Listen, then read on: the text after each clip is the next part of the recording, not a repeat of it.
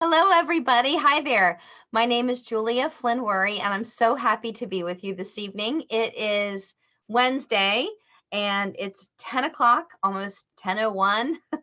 And I'm so excited because I want to share an idea with you tonight. It's kind of a philosophical idea, something that I find to be very interesting. Now, there's the concept of repetition and there's the concept of consistency. And while they're quite similar, I'm going to be talking specifically about repetition this evening. And it comes to mind because of a couple of different conversations that I've had today. One was regarding direct mail. So I'm going to bring that one up.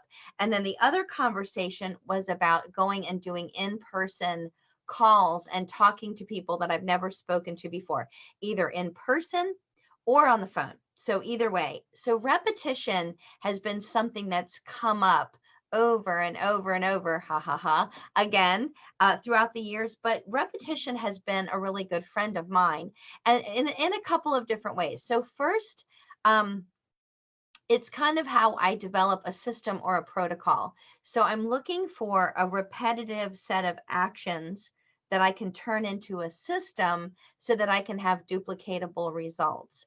And another is in repetition is as far as doing the same thing again and again, which is kind of a consistency chain point of view.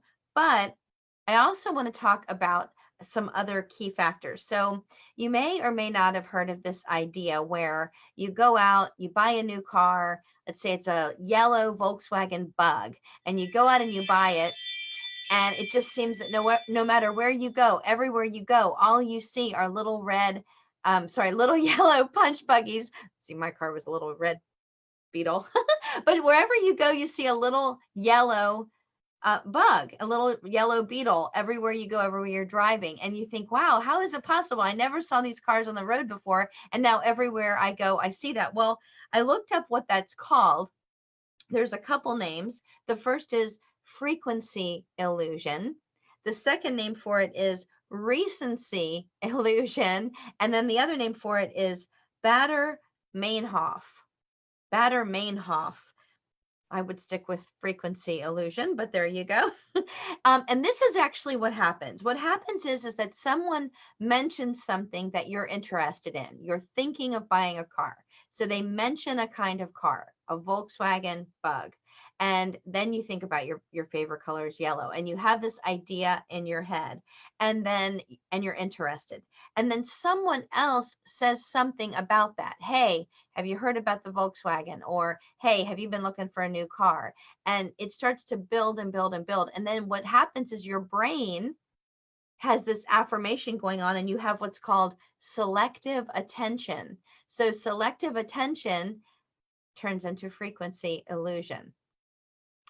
That is kind of a tool or a mechanism that we kind of sort of use in sales and marketing.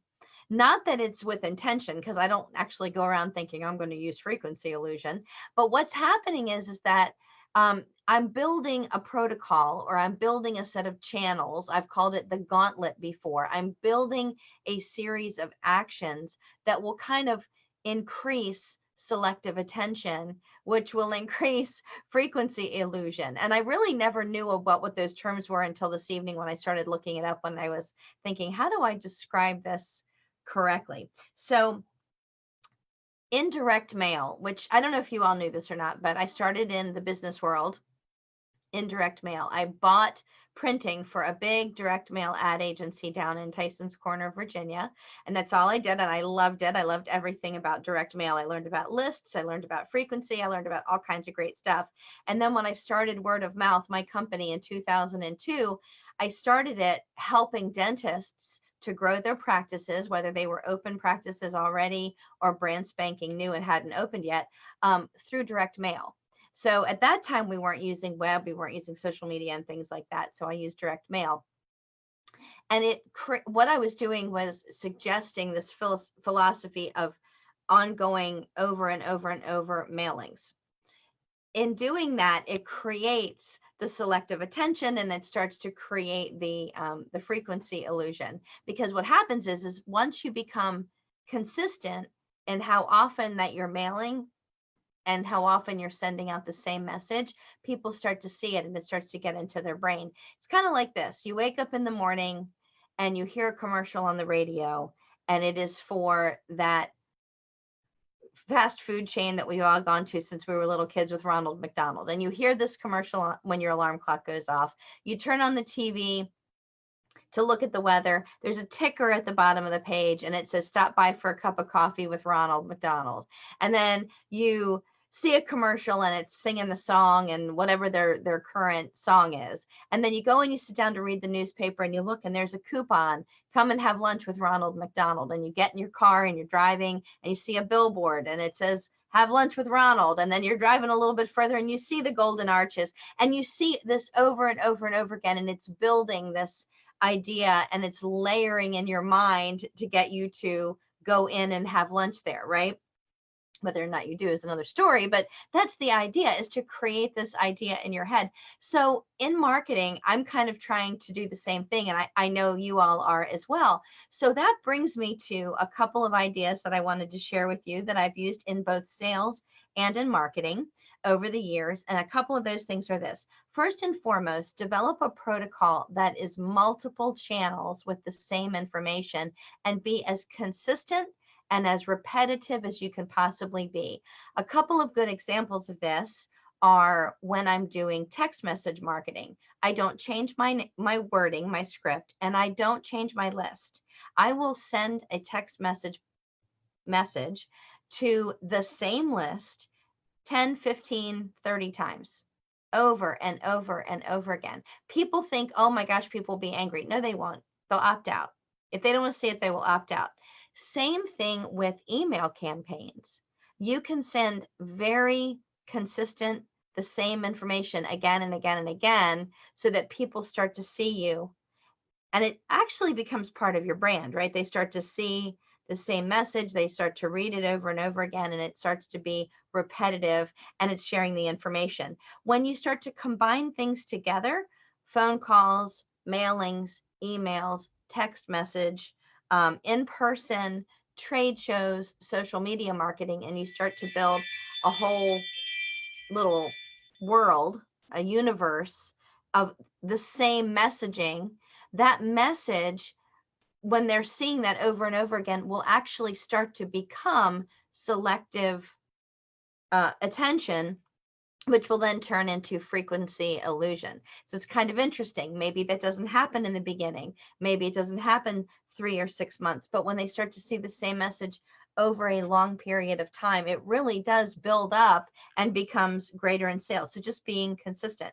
I've also been consistent in messaging. So for instance, part of what I did when I first started word of mouth, and I still do this, is I would go out and do in-person visits on behalf of one dental practice to another dental practice. So I was marketing for dental specialists to general dentists. And one thing I learned was to say the name of product, service, what have you, over and over again, a minimum of 5 times when I was introducing myself in an office. So I'd be in an office for maybe 3 minutes, and I wasn't going to say my own name because I don't want them to remember me. I wanted them to remember what it was I represented, who I represented, what the product was, what it is you're selling. You're going to say that a minimum of 5 times, the same exact way. So if you wanted it to be your name, you'd say, and my name's Julia, and my name's Julia, and my name's Julia, like that. Or DNA custom supplements, DNA custom supplements, DNA custom supplements, again and again. So that works really well. The last thing is the consistency with which you bring someone through the sales process. So this is a little different, but there are some phrases that you might use that will help people to understand where you're going with a process, and they'll start to learn that because you're talking it and you're saying it. And one of those phrases that works beautifully is, and the next step is, or, and the next thing we're going to do is, or now what we're going to do is this, or all we need to do to get started now is this. And you can say that through the sales cycle, even when you're going in a long sales cycle, so that people know that you're moving forward. Those are some great repetitive trigger words. So I hope this has been helpful for you tonight. Repetition, a little different than consistency. But the idea is that you want to build a protocol and you want to build some repetition so that you're helping people to move through a process, but you're helping to kind of create some pathways and channels. And I want to leave you with the first thing that I read about when I started looking at this. And it's something from a children's, like a kindergartner's encyclopedia. So let me read this to you because I thought this was really cool. And it's talking about what is repetition. Let's see here, repetition. I thought I had it say repetition for kids definition. And it says that your pathways, your brain pathways are, what happens is that it's like a muscle and your brain is building pathways and a roadway and a highway with ideas and information, and you're building this bridge and you're building this concept and this idea that is just getting stronger and stronger and stronger, and that those pathways are actually helping your brain to understand where you're going. And it works the same way in sales and marketing. If you're sharing a new concept or a new idea, that's a good reason why you want to follow up. So repetition and consistency and repetition and follow up are like best friends. They go hand in glove. Thank you guys so much for joining me this evening. I really appreciate you being here. I always love coming and sharing ideas and concepts with you. And I look forward to seeing you again tomorrow. Have an awesome evening, and I'll see you tomorrow.